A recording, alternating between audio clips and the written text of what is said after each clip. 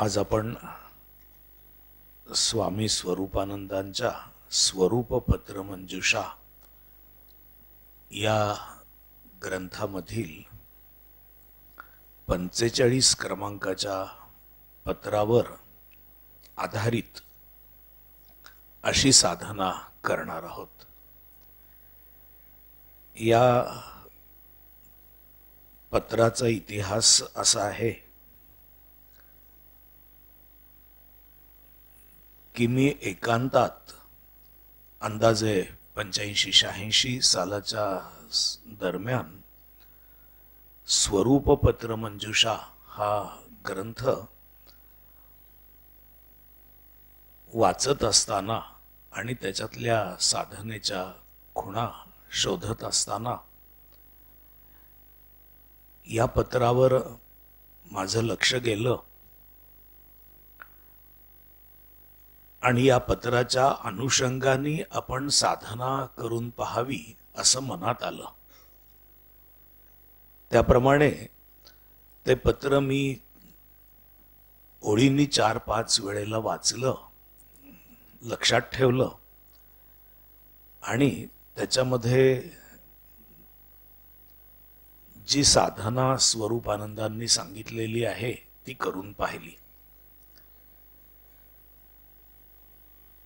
त्या पत्राच्या अनुषंगाने मी साधना केल्यामुळं मी त्याला अनुषंगिक साधना असं म्हटलं।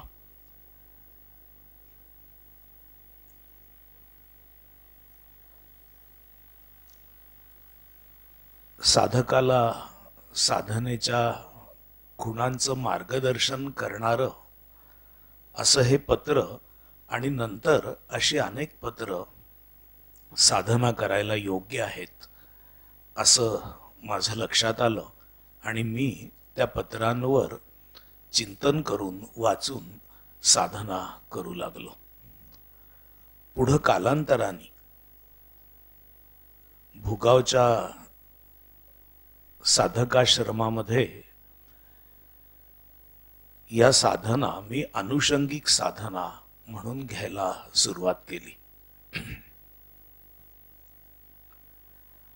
आणि या अनुषंगिक साधना मूळ साधनांच्या बरोबरीने मूळ साधनाचा पर्याय म्हणून नव्हे तर मुख्य साधना झाल्यानंतर त्याच्या बरोबरीने त्याच दिवशी जर केली तर साधनेमध्ये विशेष लाभ होतो असं माझ्याही लक्षात आलं आणि साधक वर्गाच्याही लक्षात आलं।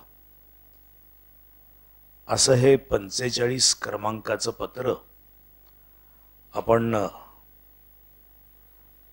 पाहणार आहोत आणि त्या पत्रावर आधारित अशी साधना आपण करणार आहोत। ही साधना मी आधीच रेकॉर्ड करून ठेवलेली आहे। असं असल्यामुळं तुमच्या समवेत मीही साधना करीन, त्याच्यात माझा जो आवाज तुम्हाला ऐकू येईल तो प्री रेकॉर्डेड आहे।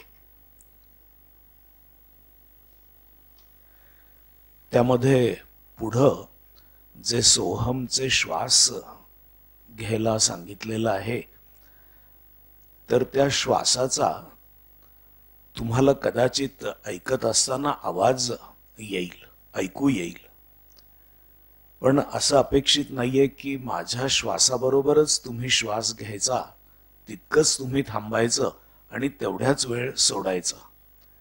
त्याच्याऐवजी ही साधना रेकॉर्ड करत असताना मी ध्यानही करत असल्यामुळं त्या श्वासांचा सहज आवाज ऐकू आलेला आहे, पण प्रत्येकाने तशाच प्रकारे श्वास घ्यायला पाहिजे असं नाही। त्यावेळेला आपण आपल्या तऱ्हेने अनुग्रहाच्या वेळेला दाखवले तसे मध्यमेतून सोहमचे श्वास घेणं अपेक्षित आहे। आता आपण साधनेला सुरुवात करूया। हरी हरी।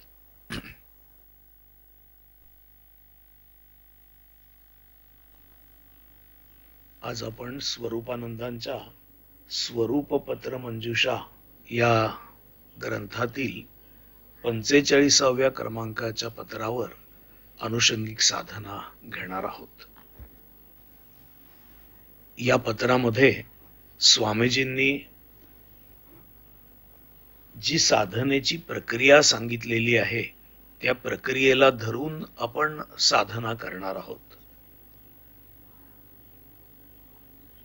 मी सांगत असताना तुम्ही साधना कराल तरी देखील एक प्रकारे गाइडेड मेडिटेशन तुमच्याकडून करून घ्यायचं असा कोणताही माझा विचार नाहीये किंवा माझा तसा हेतू नाहीये. सर्वांनी एकत्रित साधना करण्यासाठी काही एक सूत्र हवं याकरता केवळ मी बोलतो आहे. हे पत्र लक्षात ठेवून याप्रमाणे आपल्या मनानी साधना देखील आपण आपल्या घरी करू शकू, पण सर्वजण एकत्रित साधना करणं आणि त्याच क्रमाने करणं एका वेळेला हे घडण्यासाठी केवळ मी बोलतो आहे. मी प्रथम आपल्याला पत्र वाचून दाखवतो. प्रत्यही संध्या समयाला प्रार्थनेची होता वेला, नित्य नेमे पाचारोनी तुम्हाला समीप आपुल्या बैसवितो.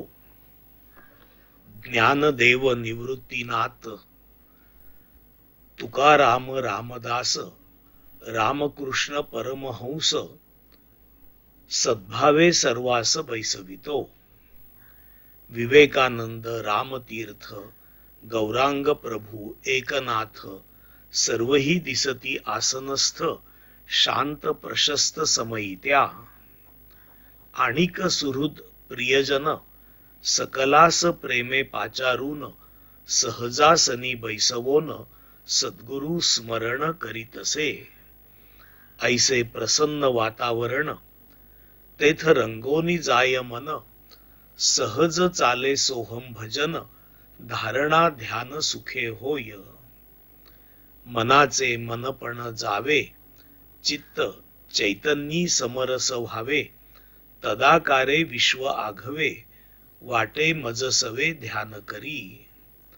मन पवनाचा धरवनी हात प्रवेश करिता गगनात, आकळे आत्मा सर्वगत येई प्रचित आपणाते. सोहम म्हणजे आत्मा तो मी, शुद्ध बुद्ध नित्य स्वामी, अलिप्त न गवसे रूप नामी, बाणला रोमरोमी भाव ऐसा. गगन लंघोनिया जावे अखंड आत्मरूपी रहावे, विश्व आघवे विसरावे स्वयेची व्हावे विश्वरूप. ऐसा नाथपंथींचा संकेत दाविती सद्गुरु कृपावंत, मस्तकी ठेवोनी वरद हस्त अभय देती मज लागी. हीच प्रार्थना क्षणोक्षणी व्हावी ऐसे वाटे मनी, परी ते तुला वेग नभेची म्हणोनी नेमे प्रतिदिन करावी लागे. असो साधू संतांचे करिता स्मरण, सद्भावे घेता मनोमय दर्शन, लाभता तयांचे सन्निधान सहजे मन प्रसन्न होय. प्रसन्न मन गगनी शिरता गगन रूप होते सर्वथा, त्या गगनाचाही द्रष्टा मी ऐसे भाविता उन्मनावस्था अनुभवा ये. त्या अनुभवाची सहज स्थिती शब्दे वर्णावी कवणे रीती, ज्याची त्यासी न येता प्रचिती आनंद चित्ती न सामावे. असो बहुत पत्र विस्तार शोधोनी घ्यावे त्यातील सार, भावे स्मरोनी सर्वाधार सुखे संसार चालवावा. तेथील तुमचे प्रियजन तयासी देतो आशीर्वचन, श्री सद्गुरु पाऊले आठवोन पत्र लेखन संपवितो. या पत्रामध्ये जी ध्यानाची प्रक्रिया स्वामीजींनी सांगितलेली आहे त्या प्रक्रियेला आपण अनुसरणार आहोत. त्या दृष्टीने या श्लोकातली काही कडवी आपण साधनेसाठी वापरणार आहोत. आणि स्वरूपानंदांनीही म्हटलेलं आहे, असो बहुत पत्र विस्तार, शोधोनी घ्यावे त्यातील सार. या तऱ्हेने ज्या सारभूत साधनेच्या ओव्या आहेत त्याप्रमाणे आपण साधना करणार आहोत. आपण डोळे मिटून सर्वजण ध्यानासाठी म्हणून, साधनेसाठी म्हणून बसलेले आहोत. सर्वजण डोळे मिटून घेतील. समम काय शिरोग्रीवम अशा प्रकारे पाठ, मस्तक आणि मान एका सरळ रेषेत. ध्यानाचं कोणतंही आसन चालेल, सहजासन सुद्धा चालेल. कोणाला गुडघ्याचा त्रास होत असेल तर खुर्चीवर बसून देखील चालेल. फक्त पाठ, मान, मस्तक सरळ असावीत आणि खुर्चीवर बसलेल्यांनी आपली पावलं संपूर्णपणे जमिनीला टेकली आहेत असं पाहावं म्हणजे झालं. स्वरूपानंद म्हणतात की उपासनेची वेळ झालेली आहे आणि मी नित्य नेमानी तुम्हाला माझ्याबरोबर उपासनेला बसण्यासाठी म्हणून बोलवत असतो.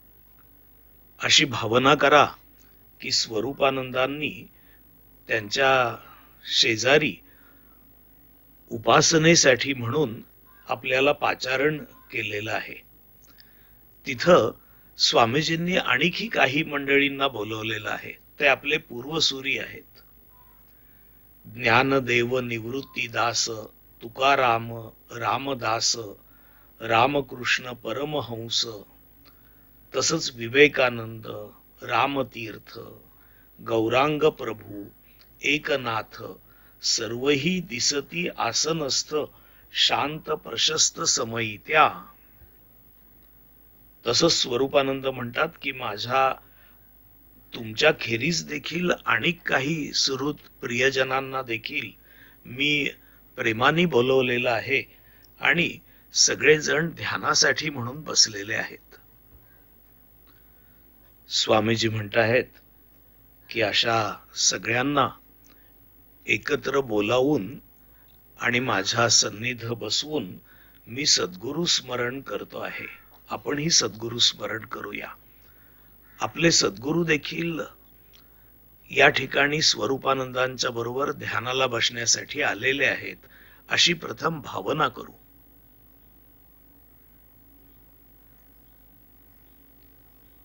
आणि सद्गुरु स्मरण करू.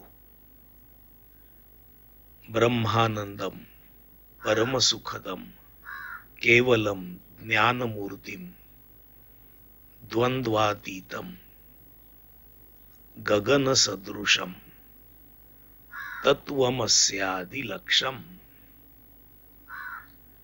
एकम नित्यम विमलमचलम सर्वधी साक्षीभूतम भावातीतम त्रिगुणरहितम सद्गुरुम तम नमामि.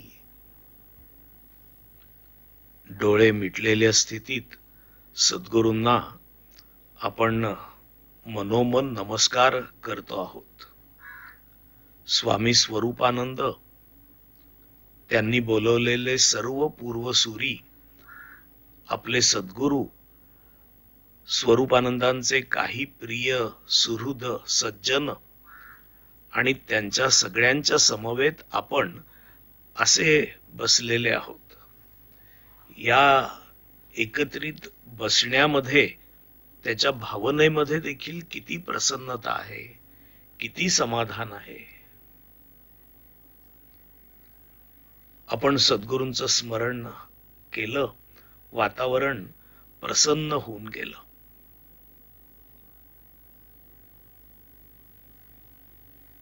बोधामध्ये रमलेले,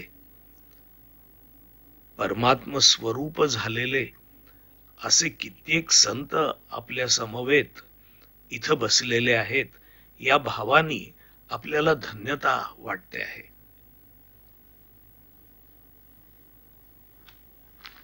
सद्गुरूंचं स्मरण झाल्यानंतर सद्गुरूंनी केलेल्या उपदेशाचं आपण स्मरण करू.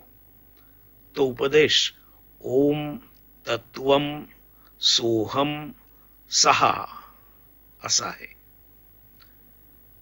भगिनी वर्गा करता श्रीम तत्वम सोहम 6 असा आहे.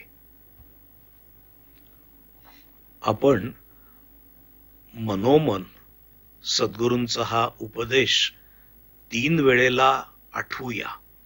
त्याचं मनातल्या मनात उच्चारण केलं तरी देखील चालेल.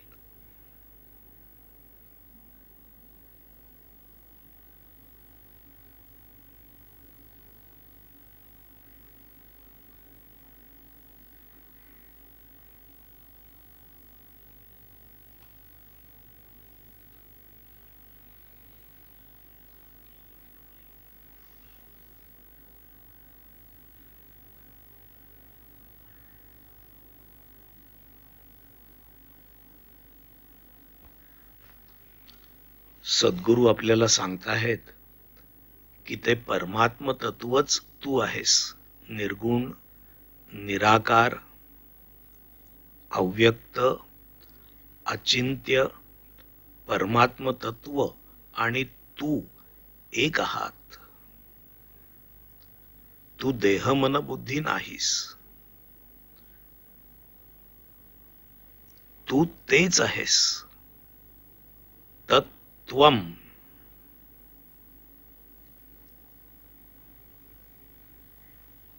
त्याला आपण शिष्य प्रतिसाद देताना म्हणतो आहोत की मी परमात्म स्वरूपच आहे. तोच मी आहे. मी निर्गुण, निराकार, अव्यक्त, अचिंत्य, सच्चिदानंद परमात्माच आहे. मी देह मन बुद्धी नाही. मी तुम्हाला 2 मिनिटं देतो आहे. तुम्ही शांतपणे जो सद्गुरूंचा उपदेश आहे त्या सद्गुरूंच्या उपदेशाचं चिंतन करा.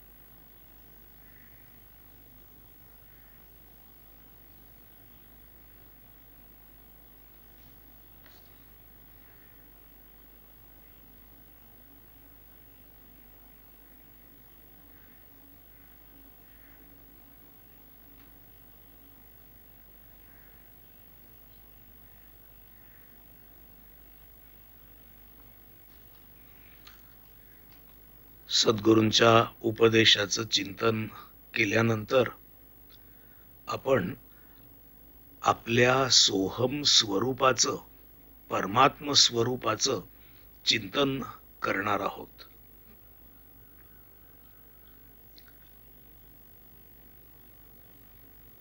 आपण परमात्म स्वरूपच आहोत. तो परमात्माच मी आहे. मी तो परमात्माच आहे. याचा अर्थ मी सत, अविनाशी, चित, चैतन्य स्वरूप, आनंद, प्रेम, शांत स्वरूप परमात्माच आहे. मी देह मन बुद्धी नाही, असा विवेक करा की या क्षणाला तुमच्या देहाला मृत्यूच आला.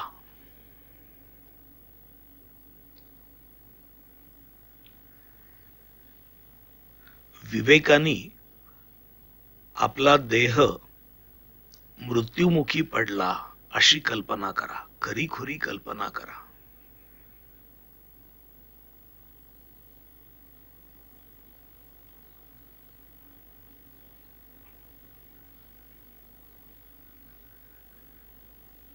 देह मृतप्राय झाला,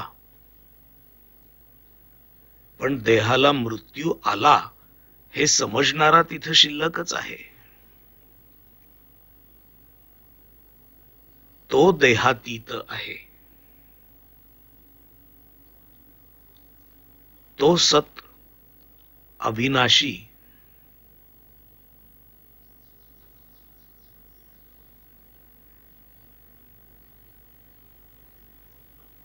चित, चैतन्य स्वरूप,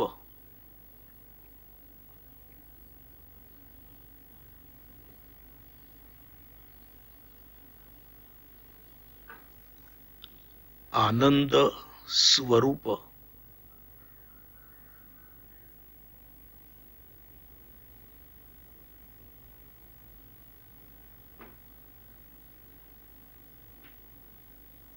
परम प्रेमास्पद आत्मस्वरूप,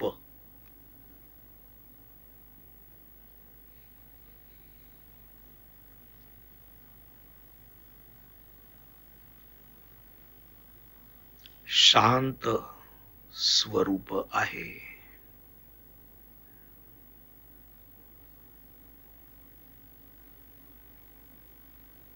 परत एकदा, देहाला मृत्यू आला, आपलं पार्थिव आपण कल्पनेनी पहा.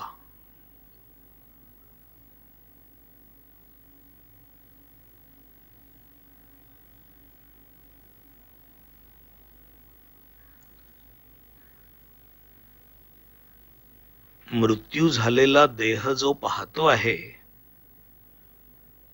तो अविनाशी आहे, सत्स्वरूप आहे.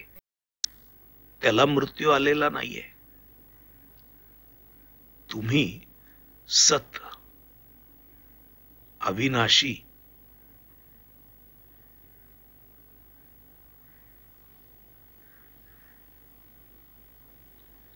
चित,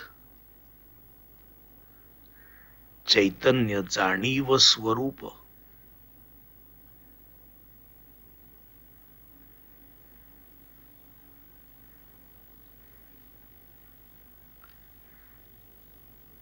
आनंद, प्रेम, शांत स्वरूप आहात.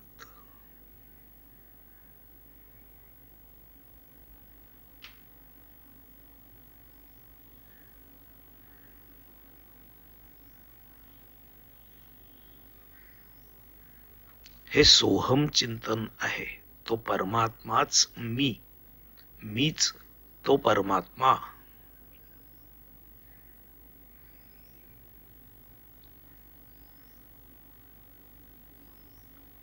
आता जे चिंतन केलं तसा आपण अज, अव्यय, अविनाशी, चैतन्य स्वरूप, आनंद स्वरूप, प्रेम, शांत स्वरूप आहोत असा सोहम भाव धरायचा आहे. मी 1-2 मिनिटं काही बोलणार नाही.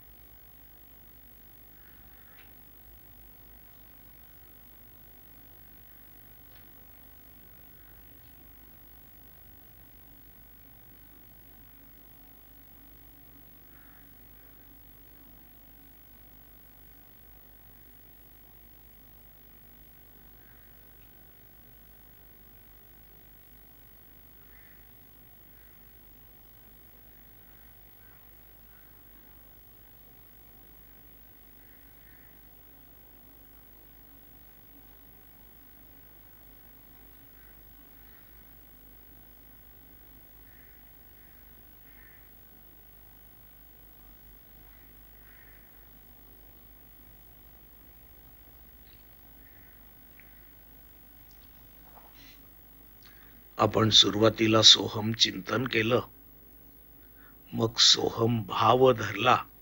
आता सोहम भजन करायचं आहे.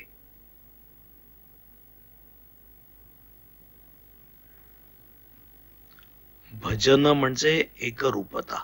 भावाच्या अंगानेही आपण एकरूपच झालो, चिंतनाच्याही अंगाने आपण एकरूपच झालो. आता सोहम भजन करायचं आहे. मनातल्या मनात आपण सोहम हंसः असं म्हणायचं.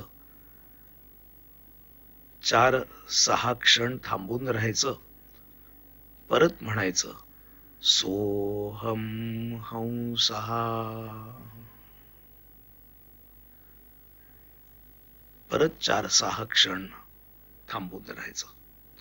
तुम्हाला मनात म्हणायला सहाय्य करण्यासाठी म्हणून सुरुवातीला 3 वेळेला मी हे शब्द उच्चारेन आणि मग मीही ते उच्चारणं बंद करेन आणि मग नंतर तशा प्रकारे मनात उच्चारत तुम्ही सोहम भजन थोडा वेळ करायचं आहे.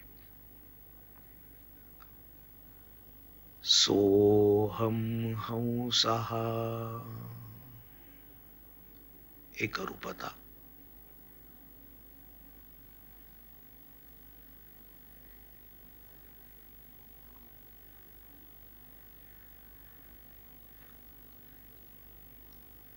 सोहम हंसः.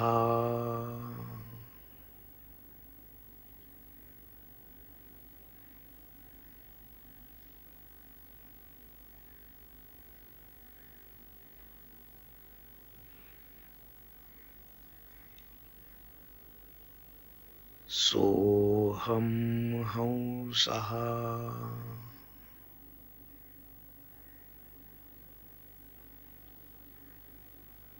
असं शांतपणे 5 वेळेला मनातल्या मनात म्हणा आणि काही क्षण थांबून राहा. मी तुम्हाला तेवढी सवड देतो. मी आता काही बोलणार नाही. तुम्ही मनातल्या मनामध्ये हे सोहम भजन करायचं आहे.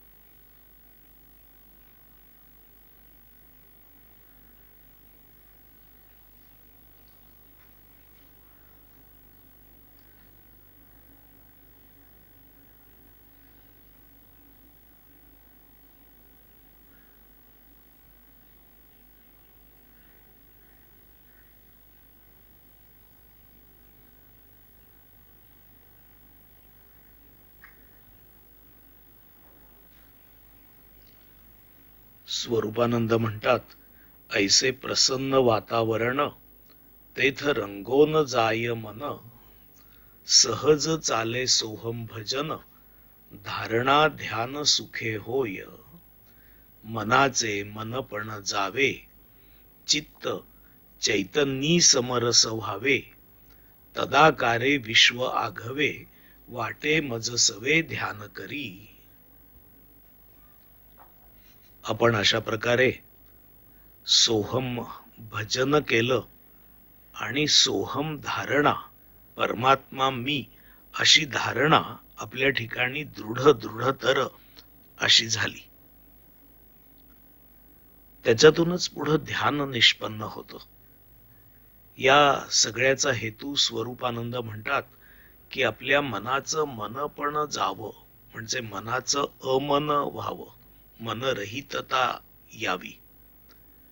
तसंच आपलं जे चित्त आहे त्याच्यातला विषय जाऊन ते चैतन्याशी समरस होऊन जावं. आपल्या मनाचं मनपण गेलं आणि चित्त जर चैतन्यच झालं तर विश्वाशी आपण तदाकार होतो. आपला देहभाव संपतो आणि सगळं विश्वच जणू ध्यान करत आहे अशी भावना निर्माण होते. आता आपण सोहमचे दीर्घ श्वास मध्यमेतून जे अनुग्रहाच्या वेळेला तुम्हाला सांगितलेले आहेत, शिकवलेले आहेत, तसे घेणार आहोत. नाभी स्थानापासून ब्रह्मरंध्रापर्यंत खेचून मध्यमेतून हा श्वास घ्यायचा आहे. हा श्वास घेत असताना जीव आपण परमात्माच आहोत अशा प्रकारचा ध्यास घेऊन चिदाकाशामध्ये जातो. सो असा शब्द उच्चारत चिदाकाशामध्ये क्षण, 2 क्षण, 4 क्षण श्वास रोधून धरायचा आहे. त्यावेळेला आपण परमात्म्याशी एकरूप झालो अशी भावना धरून श्वास रोधून धरायचा आहे. मनामध्ये देखील विचार नको. 4 क्षणांनी श्वास सोडून देत असताना हम असं म्हणत आपला जीव, जीवात्मा परत नाभिस्थानी परतून येतो आहे अशी भावना धरू. आपल्या पाठीच्या मणक्याला धरून आपले श्वास आणि जीव वर जातो आहे अशी भावना आपण करू चिदाकाशात. आणि खाली येताना देखील त्याच उलट्या मार्गाचा अवलंब करून आपण खाली येतो आहोत अशी भावना आपल्याला करायची आहे. एक दीर्घ श्वास प्रथम आपण सोडून देऊ आणि मग नंतर हे सोहमचे श्वास मध्यमेतून, सुषुम्ना नाडीतून आपल्याला घ्यायचे आहेत.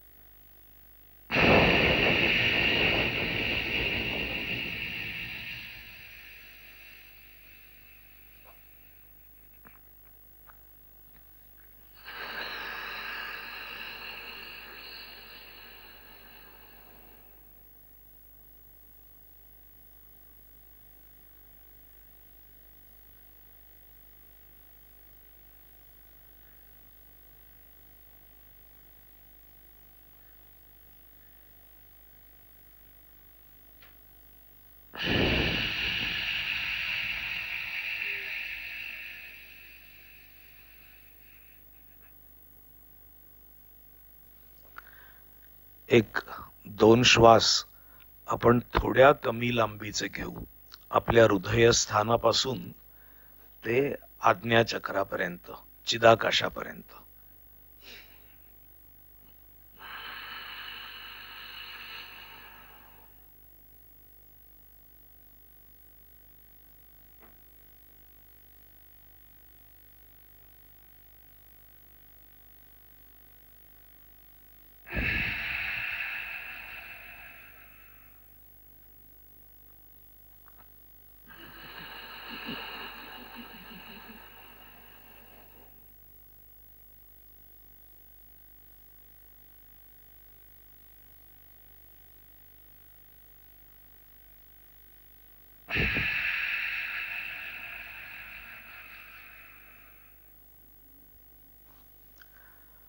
आता पुढचे एक 2 ते 3 श्वास अगदी फक्त कंठापासून ते आज्ञाचक्रापर्यंत अथवा चिदाकाशापर्यंत असे एवढ्याच लांबीचे आपल्याला घ्यायचे आहेत.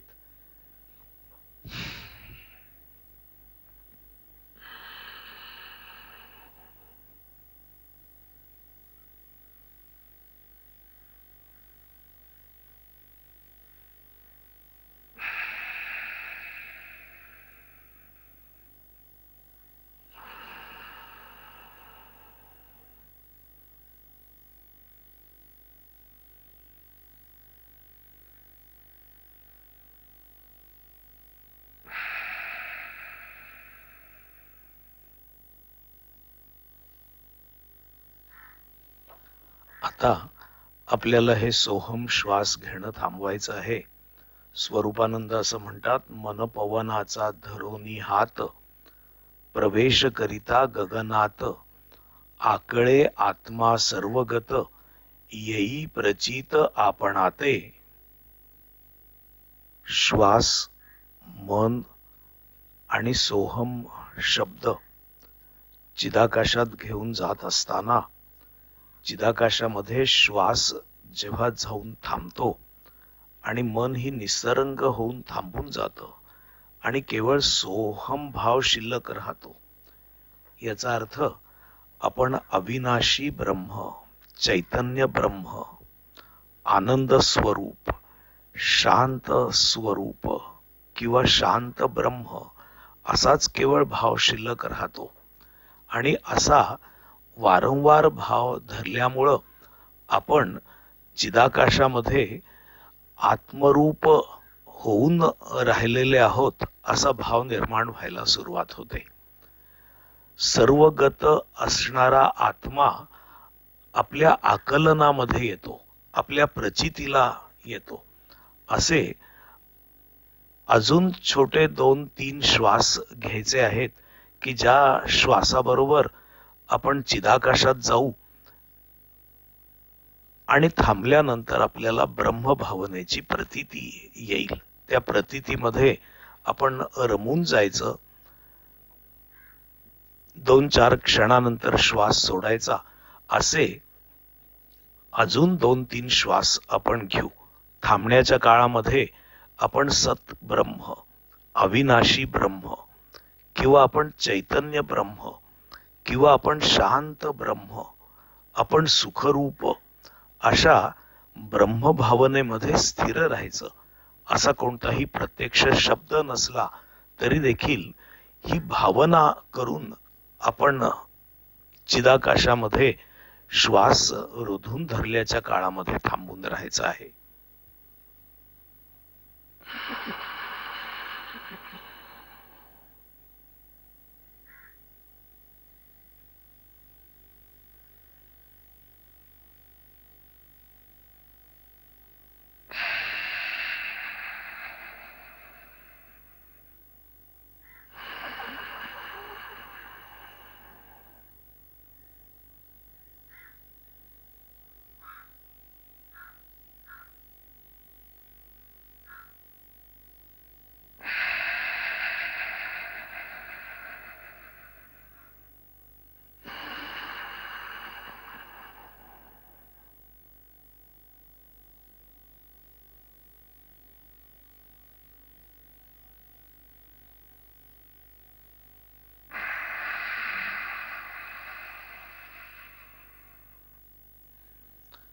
आता हे सोहमचे श्वास घेणं थांबवायचं. आपले श्वास नैसर्गिक रीतीने चालू राहू देत. आपण म्हणजे आपली शुद्ध जाणीव ही आता चिदाकाशामध्ये आहे. आता श्वासाकडे लक्ष नको, श्वासावर सोहम शब्द नको. आता तुम्ही चिदाकाशात जाऊन थांबलेले आहात. तुमचं मन, चित्त चिदाकाशामध्ये आहे.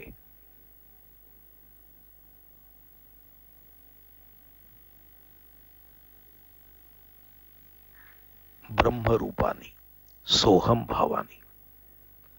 स्वरूपानंद म्हणतात, सोहम म्हणजे आत्मा, तो मी. बस.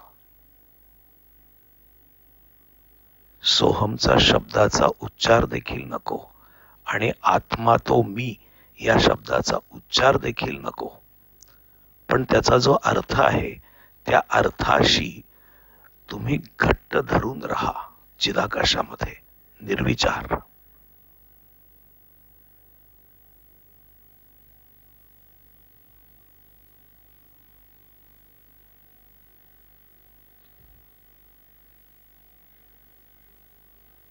परत एकदा, सोहम म्हणजे आत्मा, तो मी.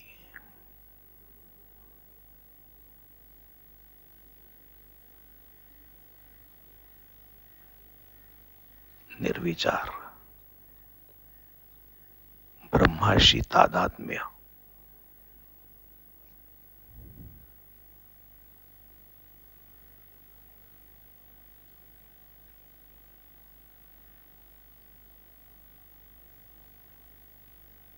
परत एकदा, सोहम म्हणजे आत्मा, तो मी.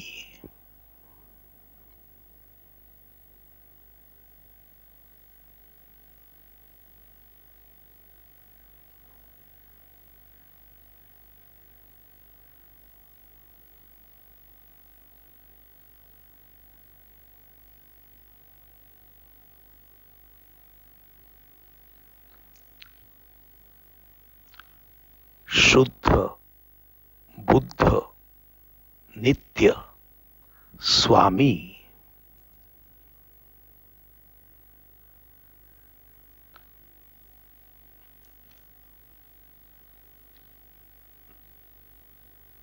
देह, मन आणि बुद्धी यांचा लोप झाल्यामुळं, विसर पडल्यामुळं, मनरहिततेमुळं आपण शुद्ध स्वरूपातच आहोत. आता विकारच नाही.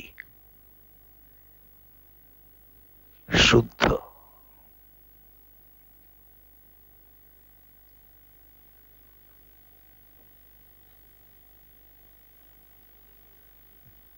बुद्ध म्हणजे बोध झालेला, बोधाला प्राप्त झालेला.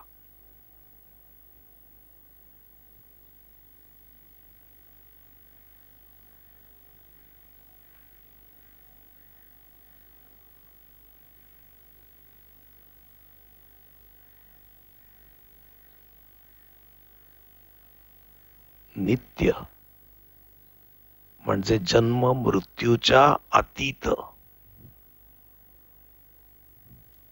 कायम अस्तित्वमान.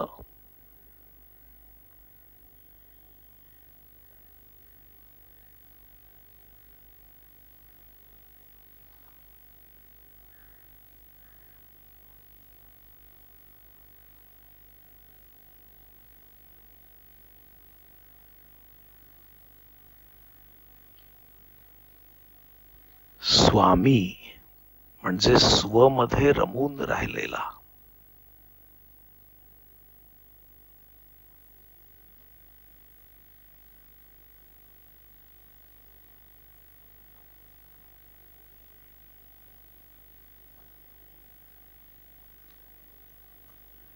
आत्मस्वरूपाच्या सत्तेमध्ये स्थिर असलेला.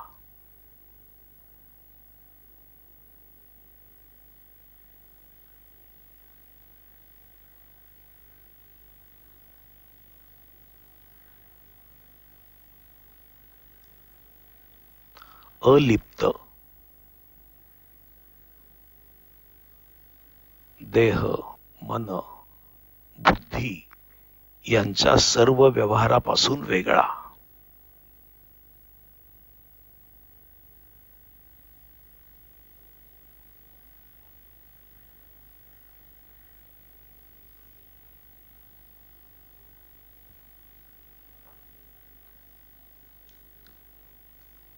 न गवसे रूप नामी.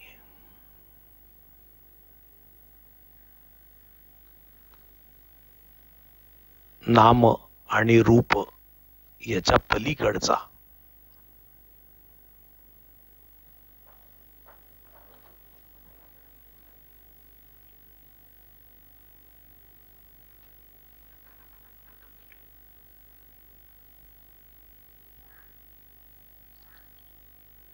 मी आता 2 मिनिटं काही बोलणार नाही. तुम्ही सोहम म्हणजे आत्मा तो मी, शुद्ध बुद्ध नित्य स्वामी, अलिप्त न गवसे रूप नामी अशा भावामध्ये राहा, चिदाकाशामध्ये. पण तसा विचार नको, त्या बोधामध्ये राहा. आपण आत्मा आहोत, म्हणजेच आपण शुद्ध आहोत, बुद्ध आहोत, नित्य आहोत इत्यादी.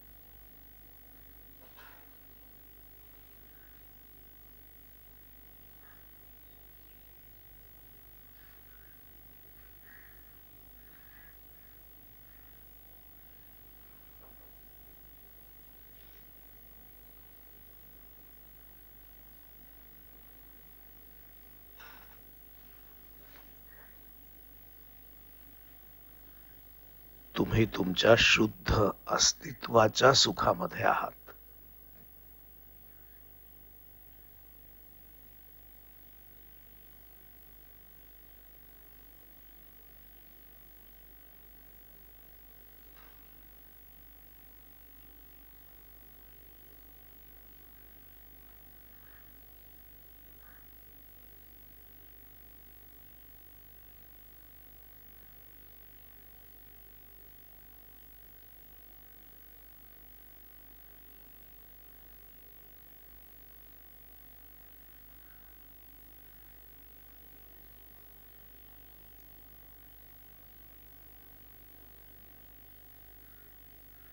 तुमची देह मन बुद्धी शांत झालेली आहे.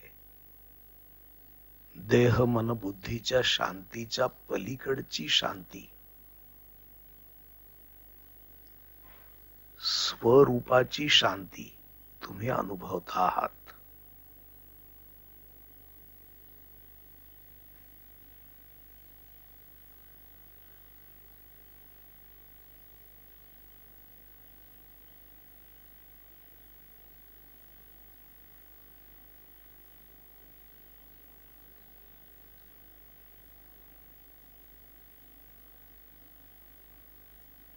मानसरोवरापाशी जी शांती असते असं म्हणतात, त्या शांतीपेक्षाही गहन अशी ही शांती आहे. शांतः अयम आत्मा, तुम्ही आत्मरूप शांत झालेले आहात.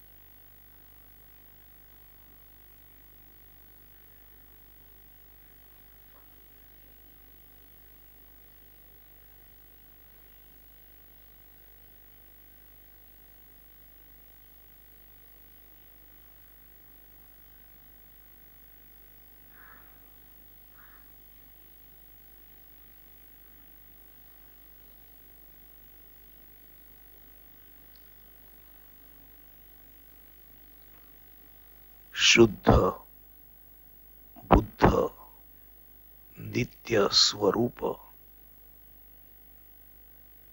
सुख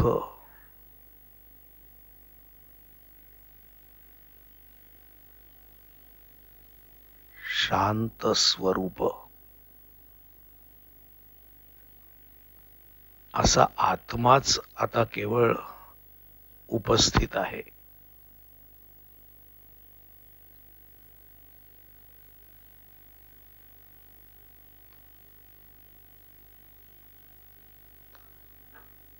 चिदाकाशाची जागा आता आत्मभावाने घेतलेली आहे.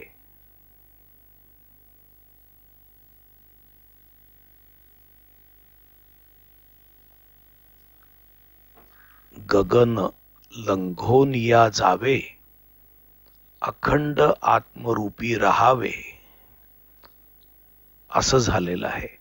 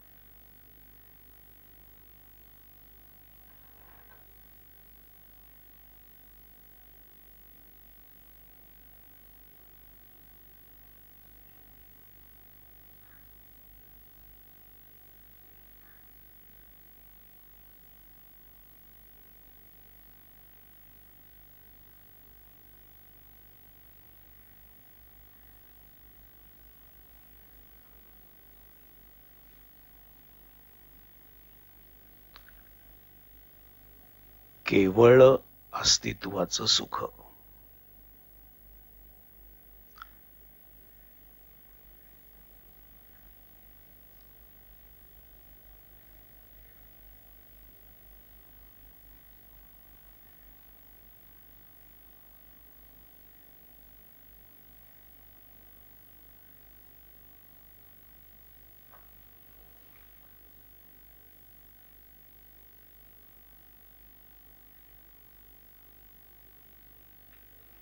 अविनाशी अस्तित्वाचं सुख.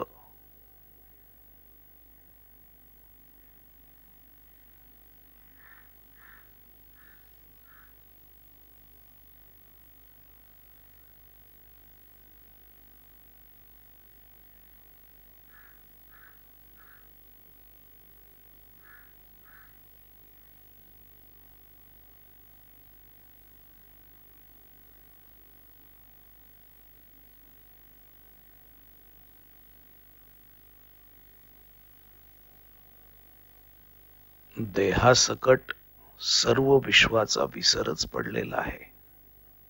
आता जर काही असेल तर आत्मस्वरूपच शिल्लक आहे.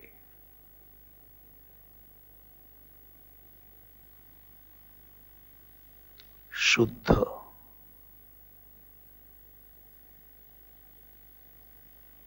आत्मा.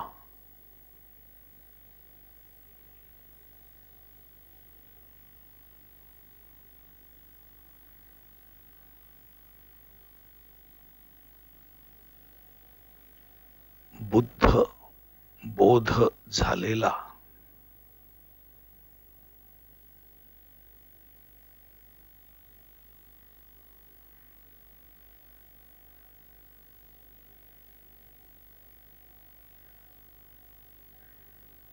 नित्य असा आत्मा.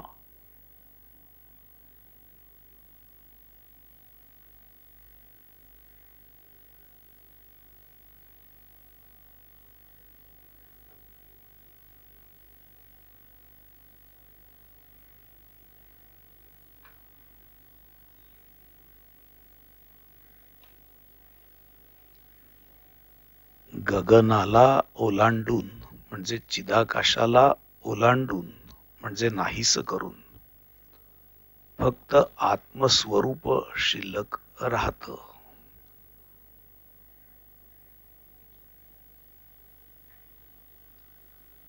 सर्व विश्व देहासकट विसरून आपणच विश्वरूप होऊन राहतो.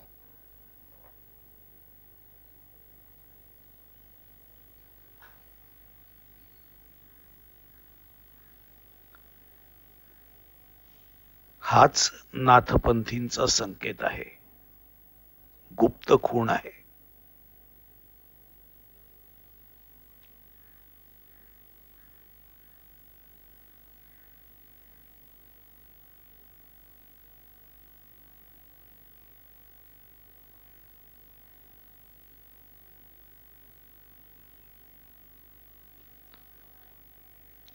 जी खूण केवळ गुरु कृपेनी प्राप्त होते ती सद्गुरु कृपेनी तुम्हाला प्राप्त झाली.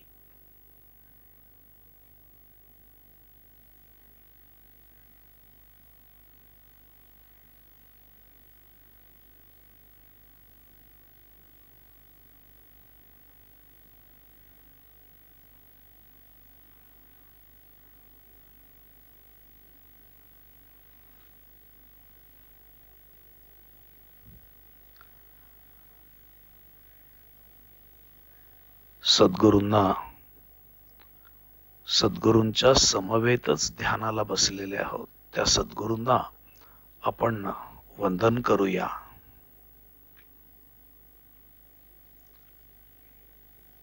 स्वामी स्वरूपानंद खरं म्हणजे आपल्या सगळ्यांना पाचारून ध्यानाला बसलेले आहेत.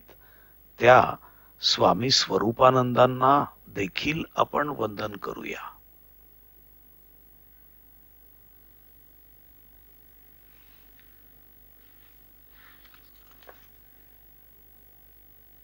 स्वामीजी असं म्हणतात, ऐसा नाथ पंथींचा संकेत दाविती सद्गुरु कृपावंत,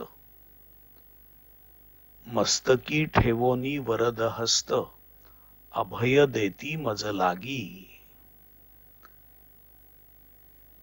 आपल्या सद्गुरूंचा, स्वामीजींचा अभय हस्त आपल्या मस्तकावरून फिरतो आहे.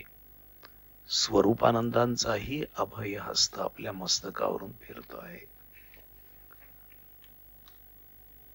तसंच ज्ञानदेव निवृत्ती दास तुकाराम रामदास, रामकृष्ण परमहंस, विवेकानंद, रामतीर्थ, गौरांग प्रभू, एकनाथ आणि जे सर्व प्रिय सुहृद स्वामी स्वरूपानंदांनी बोलवलेले आहेत, अशा सगळ्यांचे आशीर्वाद आपल्याला प्राप्त झालेले आहेत.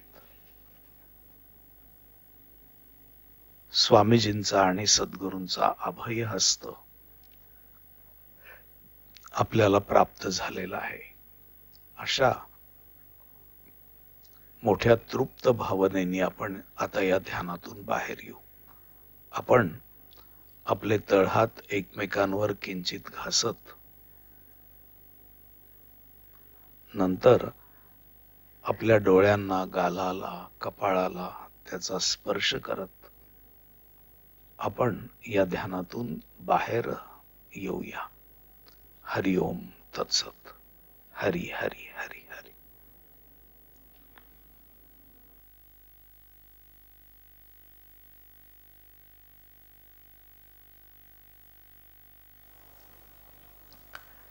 हरि हरि हरि हरि. स्वामीजी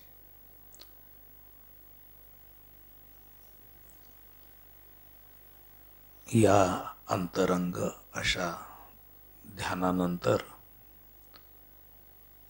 आणि परमात्मा स्वरूपाच्या अनुभूतीनंतर फार काही बोलायचं शिल्लकच राहिलेलं नाही.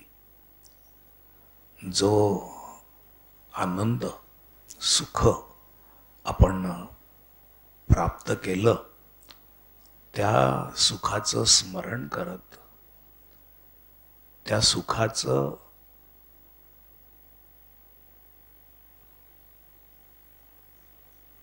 आलंबन धरून आपण आपला उर्वरित सर्व काळ आजच्या दिवसाचा हा व्यतीत करूया. हरि ओम तत्सत. हरि हरि हरि हरि. स्वामीजी.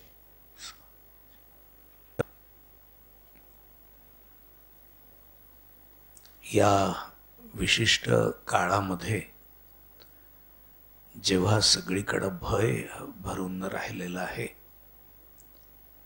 अशा काळामध्ये आपण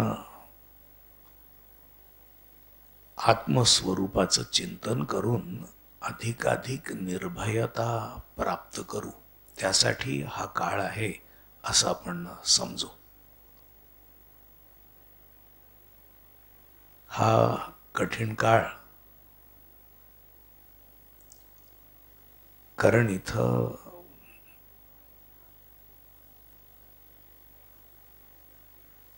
माणसाने माणसाला स्पर्श करणं हे घातक झालेलं आहे. अशा कठीण काळी आपण जी संधी मिळालेली आहे एकांताची, त्या संधीचा अधिकाधिक लाभ घेतो आहोत. मला माहित आहे की आपण सर्व साधक अत्यंत धैर्याने, निश्चयाने, श्रद्धेने या परिस्थितीला सामोरे जातो आहोत आणि तसंच आपल्याला जायचं आहे.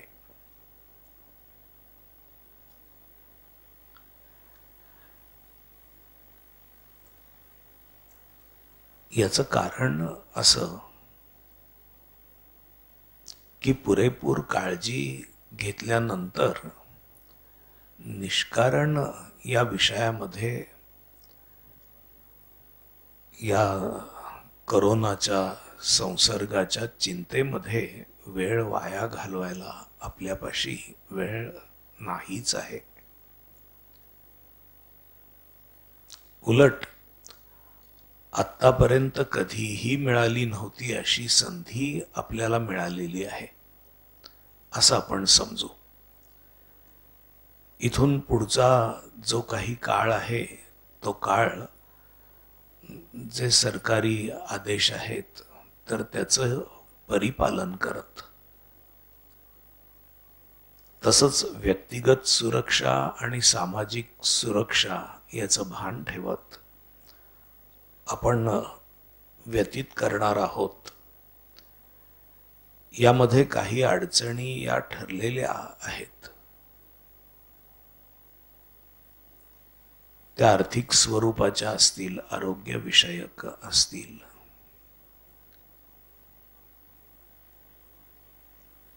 वेगळ्या वेगळ्या गोष्टींबद्दलच्या अफवा असतील, तुटवड्याबद्दलच्या.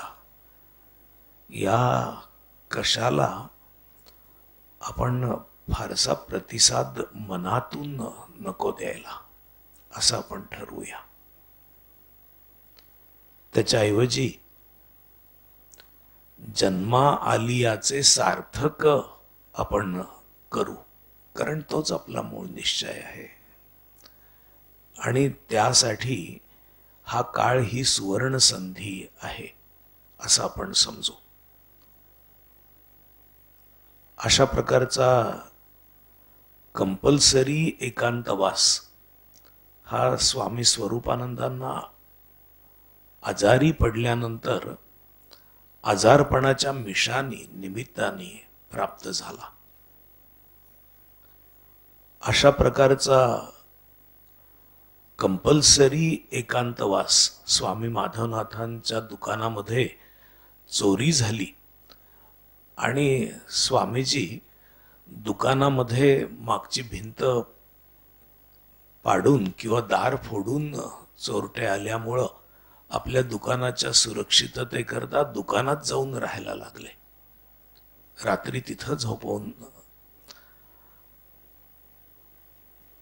सकाळी व्यवहार सुरू झाल्यावर अवतीभोवती असणाऱ्या सज्जन मंडळींना दुकानाकडे लक्ष ठेवून घरी येऊन आवरून परत दुकानात जात असत. आणि त्यांनी त्या काळाचा साधनेसाठी उपयोग केला असं ते म्हणतात. मला असं वाटतं की अशी जी संधी त्यांना वेगळ्या वेगळ्या निमित्ताने प्राप्त झाली ती अजून एका वेगळ्या तऱ्हेने आपल्याला प्राप्त झालेली आहे. आपण त्याचं भान ठेवू.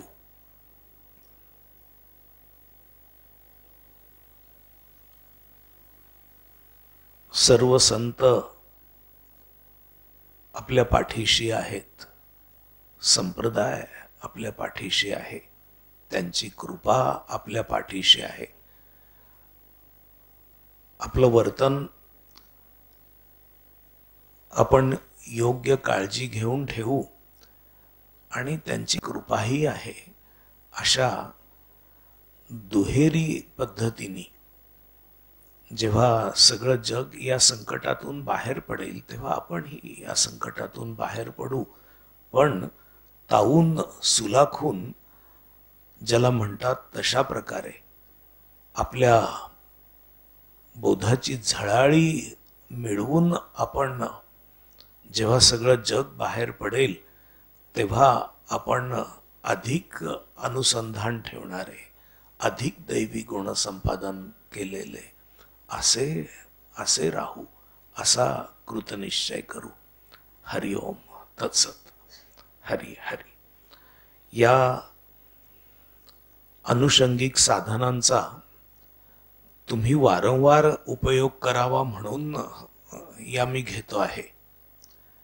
या काळामध्ये तुम्हाला जर श्रवण करण्याची इच्छा झाली तर वेबसाईटवर जाऊन कितीतरी बोललेलो आहे मी.